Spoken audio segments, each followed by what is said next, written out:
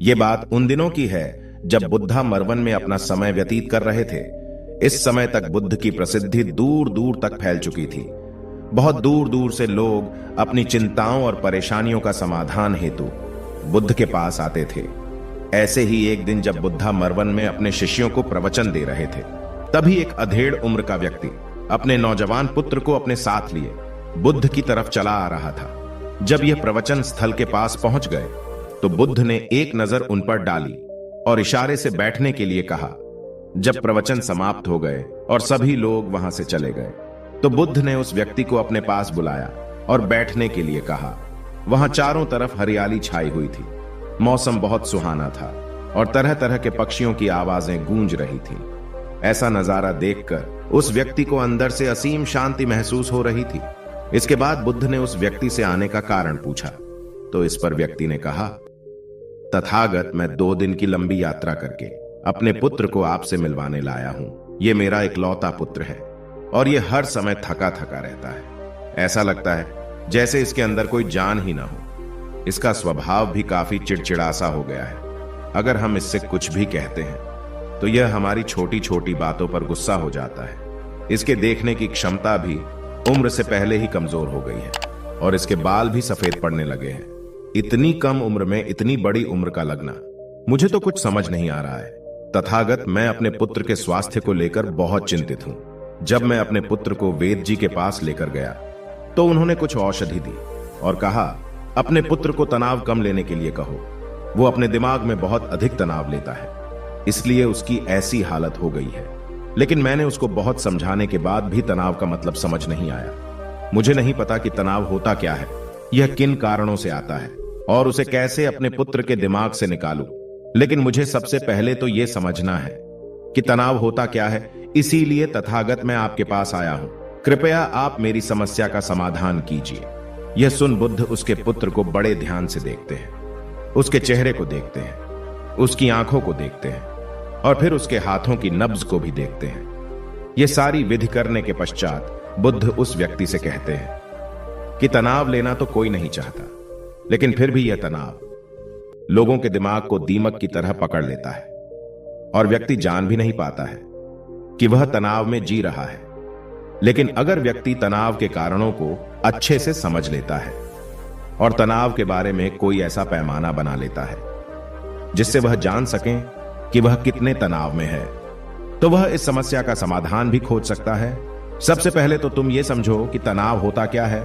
जब भी कोई व्यक्ति कोई काम कर रहा होता है लेकिन उसका मन कहीं दूर भटक रहा होता है, कल्पनाओं में होता है, तो उसके शरीर और मन के बीच एक दूरी पैदा हो जाती है।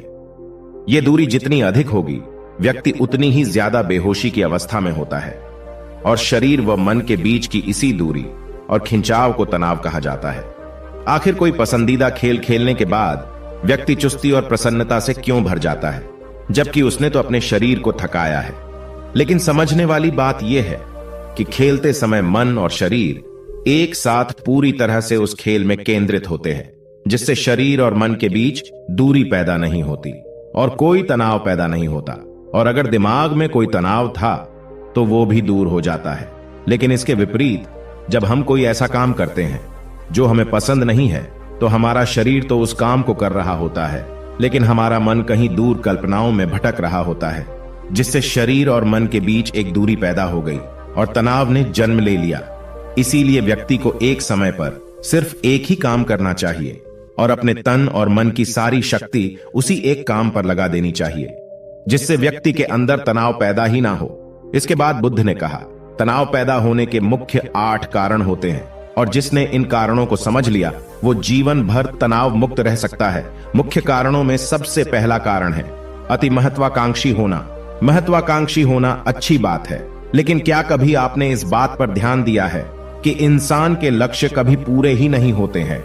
उसका एक लक्ष्य पूरा हुआ नहीं कि वह दूसरे की तरफ भागने लगता है, दूसरा पूरा हुआ तो तीसरे की तरफ, और इस तरीके से वो अपने लक्ष्यों को पाने के लिए जिंदगी भर गोल गोल घूमता रहता है।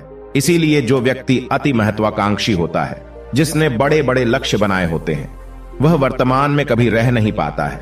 उसका मन सदैव भविष्य की योजनाएं बनाने में ही व्यस्त रहता है। उसका शरीर तो वर्तमान में रहता है, लेकिन मन भविष्य में ही रहता है, जिससे मन और शरीर के बीच दूरी पैदा हो जाती है और वह तनाव भरी जिंदगी जीने लगता है। बुद्ध के मुंह से यह बात सुन उस लड़के ने कहा, है बुद्ध, तो फिर इसका मतलब है कि हमें लक्ष्य नहीं बनाना चाहिए, क्योंकि लक्ष्य बनाना भी तो महत्वाकांक्षा ही है। इस पर बुद्ध ने कहा, जीवन में लक्ष्य बनाना कोई गलत बात नहीं है, लेकिन समस्या तब उत्पन्न होती है जब वो अपना पूरा ध्यान उस लक्ष्य से मिलने वाले परिणाम पर ही लगा देते हैं और उसके परिणाम की चिंता करते रहते हैं। व्यक्ति को वर्तमान में जीना आना चाहिए।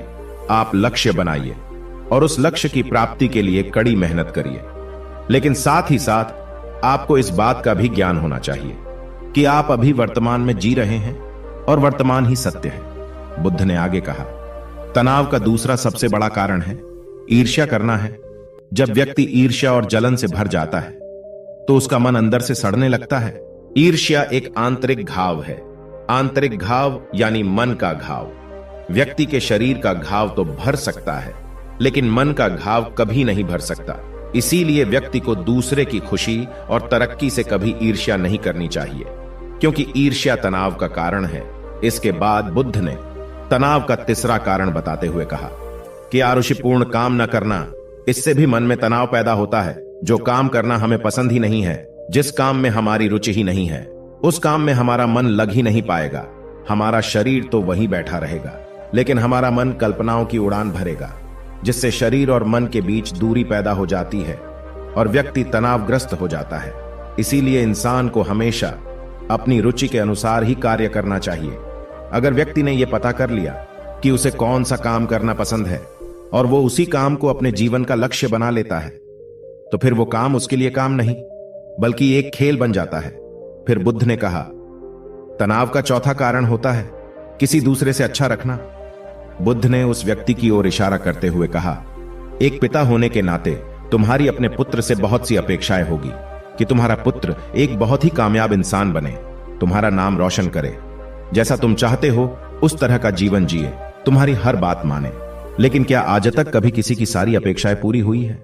जब भी कोई व्यक्ति किसी दूसरे से कोई अपेक्षा रखने लगता है तो वो अनजाने में अपने लिए तनाव पैदा करने लगता है। जरा सोचो कि अगर तुम्हारा बेटा तुम्हारे अनुसार काम नहीं कर रहा है और वो नहीं बन पा रहा है जो तुम उसे बनाना चाहते हो, तो निश्चित रूप से तुम्हारे दिमाग को तनाव तुम्हें पकड़ लेगा। तुम तनाव से भरा जीवन जीना शुरू कर दोगे और इस तनाव के बस में आकर तुम ऐसा व्यवहार करोगे, ऐसी बातें करोगे कि तुम्हारा अपने पुत्र के साथ संबंध और भी खराब होता चला जाएगा। इसीलिए व्यक्ति को जितना हो सके उतनी कम अपेक्षाएं दूसरों से रखनी चाहिए, और अगर पूरी तरह से तनाव मुक्त रहना है तो दूसरों से अपेक्षा रखना ही बंद कर दो। इसके बाद बुद्ध ने कहा कि शारीरिक कष्ट भी इंसान के तनाव का एक कारण होता है। जब व्यक्ति किसी शारीरिक पीड़ा से गुजर रहा होता है तो उसका पूरा ध्यान अपने उस शारीरिक दर्द पर होता है और वो पूरे दिन बस उसी के बारे में सोचता रहता है, जिससे उसका मन दुख के विचारों से भर जाता है और ऐसी स्थिति में व्यक्ति तनावग्रस्त रहने लगता है। यह सुन उस व्यक्ति ने कहा कि हे बुद्ध, शारीरिक दुख तो किसी भी व्यक्ति को हो सकता है, तो फिर क्या हुआ? व्यक्ति जीवन भर तनाव में ही जिएगा? इसका जवाब देते हुए बुद्ध ने कहा कि इंसान को यह बात समझनी चाहिए कि हमारा जीवन दुखों का आधार है। जैसे जैसे हमारा जीवन आगे बढ़ता है, इसमें दुख आते हैं, बीमारियां आती है और फिर अंत में मृत्यु भी आती है। तो बीमारियां इंसान के जीवन का अभिन्न अंग है, कोई इनसे बच नहीं सकता। बस किसी किसी के जीवन में यह समय से पहले आ जाती है तो किसी के बाद में आती है। जब इंसान का मन इस बात को अच्छे से समझ लेगा तो फिर वह अपनी बीमारी के बारे में सोच सोच कर ज्यादा तनाव नहीं लेगा, क्योंकि यह हमारे जीवन का अभिन्न हिस्सा है और इसके लिए व्यक्ति को शारीरिक रूप से भी अभ्यास करते रहना चाहिए। अपने जीवन में व्यायाम और स्वस्थ जीवन शैली को भी जगह देनी चाहिए ताकि उसका शरीर लंबे समय तक निरोगी रहकर सही से काम कर सकें। तनाव का अगला कारण होता है अपनी योजनाओं को समझने के लिए समय न देना। कुछ लोगों के दिमाग में कोई विचार आया ही नहीं कि वो बिना सोचे समझे उस पर काम करना शुरू कर देते हैं, और जब उस काम में उन्हें असफलता मिलती है तो वह तनाव से भर जाते हैं, क्योंकि उन्होंने उस काम को शुरू करने से पहले उसके बारे में पूरी जानकारी इकट्ठा नहीं की थी। इंसान को कोई भी काम शुरू करने से पहले उसके अच्छे और बुरे परिणामों के बारे में ठीक से सोच विचार कर लेना चाहिए। इंसान को इस बारे में भी सोच लेना चाहिए कि अगर ये योजना सफल नहीं हुई तो फिर इसके बाद मैं क्या करूंगा। इसलिए व्यक्ति को अपनी योजनाओं को ठीक से समझने के लिए पूरा समय देना चाहिए, ताकि बाद में उस योजना की वजह से तनाव पैदा ना हो। तनाव का 7वां सबसे बड़ा कारण है टाल मटोल करना, आज के काम को कल पर टालना। आप लोगों ने यह कहावत तो सुनी होगी कि आलस्य इंसान के शरीर का सबसे बड़ा शत्रु है। इंसान आलस्य की वजह से आज के काम को कल के लिए टाल देता है और फिर काम को टालना उसकी आदत बन जाती है। काम को कल पर टालने वाले व्यक्ति का काम कभी भी समय पर पूरा नहीं हो पाता है, और अगर किसी तरह से पूरा हो भी जाता है तो वह उतना अच्छा नहीं हो पाता है जितना अच्छा उसे किया जा सकता था, और फिर यह बात व्यक्ति के अंदर तनाव पैदा करती है।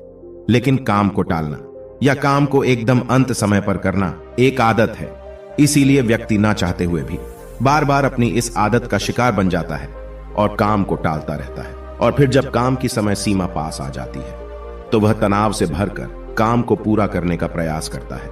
इसीलिए तनाव मुक्त रहने के लिए व्यक्ति को काम को टालने की आदत छोड़नी पड़ेगी, और यह तभी संभव है जब व्यक्ति काम को समय से पहले खत्म करने का निश्चय करे। सबसे आखिरी और सबसे प्रमुख कारण जो तनाव का होता है वो है ज्यादा सोचना। लगातार सोचते रहना भी एक बीमारी है, और यह उस व्यक्ति में सबसे ज्यादा पाई जाती है जो सिर्फ कल्पनाएं करता है, जो अतीत की घटनाओं और भविष्य की बातों के बारे में सोचता रहता है, जो बेवजह के अनुमान लगाता रहता है। इसीलिए व्यक्ति को ज्यादा सोचने की आदत पर लगाम लगाना चाहिए। इसके लिए जितना हो सके खुद को काम में व्यस्त रखना चाहिए, और हर दिन ध्यान का अभ्यास करने को अपने जीवन का हिस्सा बना लेना चाहिए। बुद्ध के मुंह से यह सारी बातें सुनकर उस व्यक्ति ने हाथ जोड़कर कहा, बुद्ध, मेरा पुत्र तो अभी मात्र 20 वर्ष का ही है और इसमें अभी इतनी समझ भी नहीं है कि यह आपकी बताई सारी बातों का एक साथ पालन कर सकें। आप कृपया करके तनाव मुक्त रहने का कोई आसान सा तरीका बता दें, जिससे मेरा बेटा उसका अनुसरण भी कर सके और तनाव मुक्त भी रह सके। उस व्यक्ति की यह प्रार्थना सुन बुद्ध ने कुछ सोचते हुए जवाब दिया, अगर तुम इतनी सारी बातों का पालन नहीं कर सकते हैं तो इसके लिए एक बहुत ही आसान विधि है। तुम एक बार मैं एक काम को करने पर ध्यान लगाओ।